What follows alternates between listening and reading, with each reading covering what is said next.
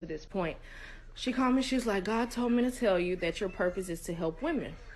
So when she called and told me that, I kind of laughed because I was like, I'm an introvert. I don't like people. Um, I can count my real good friends on one hand. So how am I going to help women?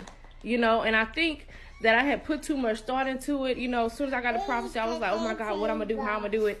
That wasn't the case. I happened to be driving one day. This is how my purpose was confirmed. I was driving in my truck one day, had TikTok, didn't have this many followers, didn't have influence. And God just started pouring things into me. And I got on TikTok and I had did a TikTok and I had said, thank God, how to know when you're healed.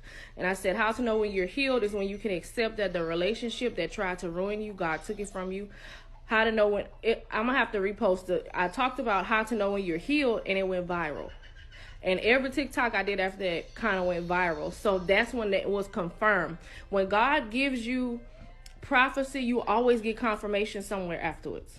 Always. It's very seldom that you won't get confirmation. Now, if you don't get confirmation, know that God said what he said and it's going to come to pass. But you have to make sure you're in the right standing to receive the prophecy.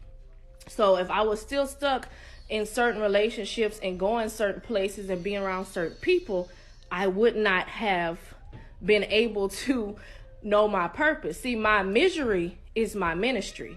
And I think once you sit down and really seek God and think about what did he purpose you to do? I didn't want this purpose for myself.